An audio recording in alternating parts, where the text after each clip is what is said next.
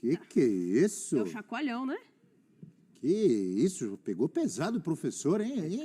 Hein, prof? Ficou bravo, né? Ficou bravo porque, como ele mesmo falou, ele falou, com todo respeito ao Vasco, e quando falam com todo respeito, depois vem chumbo, né? Então, com todo respeito ao Vasco, a gente não podia ter perdido para um time nessa condição. E olha, não podia mesmo, porque se um é o lanterna, o outro é quem está correndo atrás do líder, Exatamente. ele tem razão.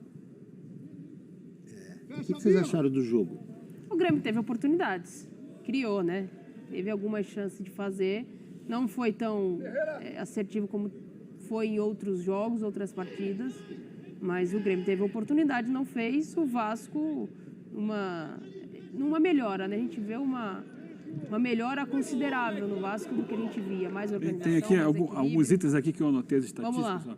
O Vasco ontem teve 690 ações com bola, contra uma média no campeonato de 618. É um número muito grande.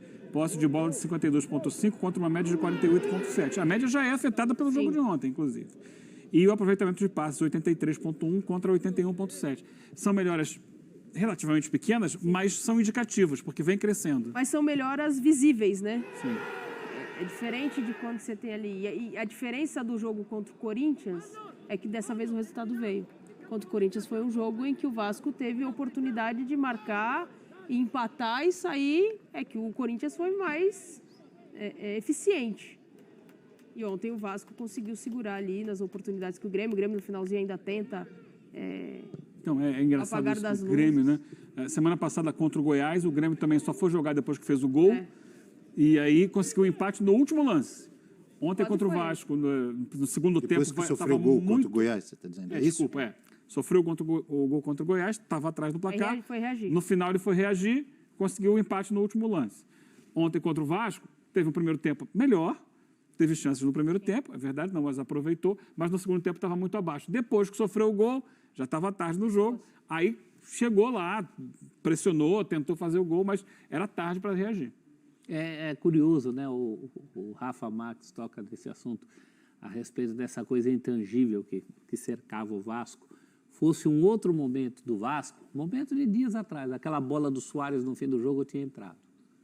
Então o futebol também tem dessa coisa, né? O próprio Verratti, ele não começa jogando. O time precisa de um pouquinho de sorte também, né? Precisa, até para melhorar a sua confiança, porque não é só a sorte. Sim. Quando você tem um pouco mais de sorte, você ganha mais confiança para o jogo. E esse é um momento que o Vasco precisa de confiança. Eu acho que a gente tem que analisar da seguinte forma. O Eugênio trouxe números, a gente tem acompanhado, mesmo em jogos em que o Vasco perdeu, acho que você citou o jogo contra o Corinthians, já se via uma pequena melhora. Pequena melhora não vai ser suficiente para o Vasco. Ah, sim. Olha, eu estou olhando aqui a pontuação. Mas já é alguma coisa. Mas já saiu pela lanterna. E é pequena agora, né? Pode aumentar. Então, o Vasco foi a 12 pontos. Ele tem um jogo a menos, então ele tem dois jogos ainda do primeiro turno. Vamos dizer que ele ganha os dois. Qual que é o próximo? O Vasco é confronto direto contra o América, né? O próximo é... Se eu não me engano, o próximo é dificílimo. Corinthians e Grêmio e América e O jogo Vasco. que está faltando é América e contra o Vasco. América. E o jogo da 19ª rodada é Bragantino e Vasco. Em Bragança. Pedreiro. É pedreiro, o Bragantino está jogando muito bem. Enfim, vamos dizer que o Vasco faça 4 pontos nesses dois jogos, tá bom? 4 pontos, ele iria a 16. 16 é desastroso em um turno. Tem que ver os jogos Aí você tem que fazer 30 no segundo turno. Tem que fazer o dobro. Tem que correr atrás do desastroso. Até ontem estava com 9. Estava com 9. Tirou 3. Indiscutivelmente, é uma campanha Eugênio, desastrosa. Tem que melhorar muito. Sim, mas Tem time para isso? há sinais de melhora. Há sinais de melhora. Os sinais do Ramon Dias no Vasco são sinais de um técnico que organiza melhor a sua equipe, sem a bola e com a bola, de um time que privilegia um pouco mais, que procura valorizar mais a posse da bola, porque o Vasco não conseguia trocar 2 passes. Era um time que saía numa correria desesperada, sem saber o que fazer, completamente perdido em campo, até a chegada do Ramon Dias.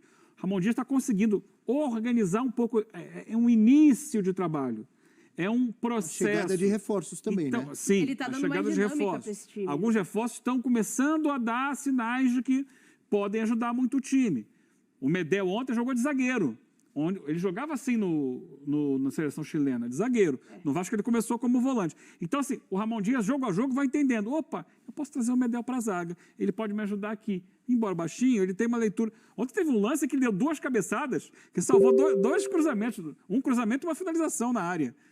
Na sequência, levantaram, ele tirou de cabeça, sobrou para o Ferreira, que chutou e tirou de cabeça depois de novo. E é baixinho o Medel. O Verratti, olha, foi imediata a melhora do time quando ele entrou, porque o Sebastián Ferreira, que estava jogando antes, o paraguaio, não estava conseguindo dar a dinâmica que o time precisava, e ele melhorou o time quando entrou.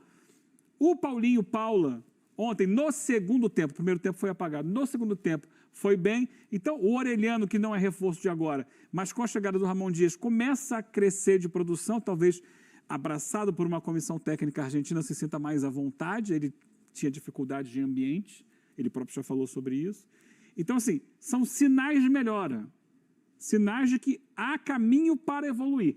O que joga hoje não é suficiente para tentar fugir do rebaixamento ainda. Mas é um caminho, assim, é um início de um trabalho. Ah, mas será que dá tempo? Só o resto do campeonato que vai dizer. Mas se não começar a melhorar, aí que não vai dar tempo nunca. Mas olha quantos pontos positivos você citou. Se a gente pegar 5 rodadas atrás, não tinha nem 2. Não tinha. Coisas positivas a serem citadas esse Vasco. É por isso que eu não sei o que o Ramon Dias tem que fazer para tirar o Vasco dessa situação, mas eu sei o que ele não tem que fazer nesse momento. Conta. Porque se você fizer conta, você se assusta. Você se desespera. Porque faltam 2 jogos para o turno, mais 19 do retorno, seriam 21. Pelas contas do William Tavares, ontem no linha de passe, teria que ganhar 11. 11 em 21 é mais da metade dos jogos. O que ele tem que fazer é melhorar o time. É o que ele pode fazer. Passo a É passo. passo a passo. ele não tem É culpa só assim, não adianta achar que num estalar de dedos vai resolver. É jogo a jogo. Opa, isso aqui funcionou. Vamos melhorar aqui. Ele vai... Agora, já há mais organização e mais intenção de trabalhar a bola, que é o básico do futebol. Você ter a bola e conseguir trabalhar a bola. Sem isso, você não vai a lugar nenhum. E o Vasco não tinha. Temos uma tela para falar um pouco mais desse Vasco que finalmente voltou a vencer. Não tinha vencido ainda em São Januário, né? Não tinha feito gol. Não tinha feito gol em São Januário no Campeonato Brasileiro. Vasco volta a fazer gol em São Januário. O último gol tinha sido em março, rapaz. 9 de março de 2023, Campeonato Estadual. 2-0 no Bangu. No período 150 dias, professor. 5 meses, 7 jogos, 112 chutes e 32 chutes certos. Que fase do Vasco da Gama, que está numa situação complicadíssima ainda, mas já traz um alento aí, uma esperança de volta para o seu torcedor. Temos Eugênio Leal na nossa tela, porque chegou a hora do Olho Leal. Diga lá, Eugênio. Destacar 2 pontos no jogo de ontem em São Januário. Primeiro, Renato tem motivos para estar irritado. Acho que deve ter também culpa em alguma coisa, mas tem motivos para estar irritado. E um jogador citado aqui, né? O Paulinho Paula, que foi muito importante para o Vasco no segundo tempo ontem. Separei 3 jogadas. A primeira, logo no início do segundo tempo, 2 minutos. O Grêmio sobe a marcação, perceba. Tenta pressionar a saída do jogo do Vasco. Está aqui o Bitelo, está chegando todo mundo lá, o Soares mais aberto, Carvalho, Vilhaçante, mas perceba que vai haver espaço para essa bola que sai do goleiro e chega justamente no Paulinho. O Paulinho vai receber no campo de defesa e perceba a liberdade com que ele avança no gramado. Sem combate de ninguém. Tabelou com o Sebastián Ferreira e aí a enfiada de bola. Bela jogada construída por ele. Sai daqui o PEC, né, nas costas do João Pedro para receber esse passe lá na frente. É a primeira bela jogada de ataque que o Vasco constrói, travado na hora da finalização. Vamos para outro lance, de novo a bola saindo do goleiro, passa pelo Zé Gabriel, de novo o Paulinho. Quando ele sai dessa primeira marcação, girando em cima de 2 ali, olha o espaço que ele tem no campo de ataque para evoluir. Isso aqui tudo, né?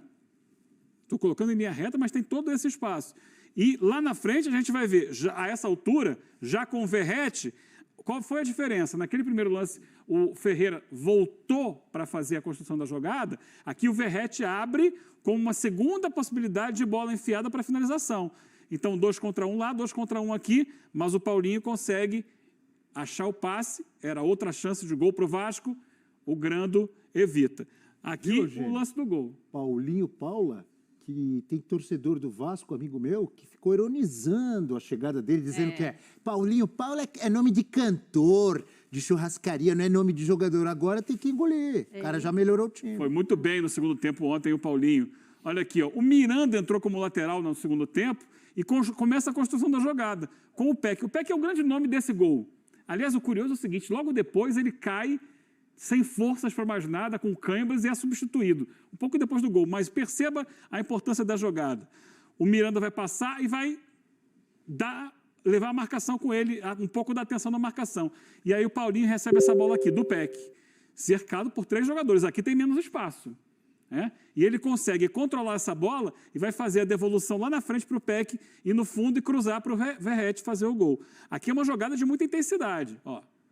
Segurou, deu o passe. Na hora do cruzamento, o Verratti percebe, ele vinha naquela direção, ele muda a direção para vir para dentro e fazer a finalização. E faz de cabeça, é o gol do Vasco. Então, nesse gol, no lance do gol em si, havia mais pressão da marcação. Mas nos lances anteriores, o Renato tem muita razão de ficar irritado com o time do Grêmio, que deu excesso de liberdade, e destacar as boas jogadas do Paulinho Paulo, que foi o principal criador do Vasco no jogo.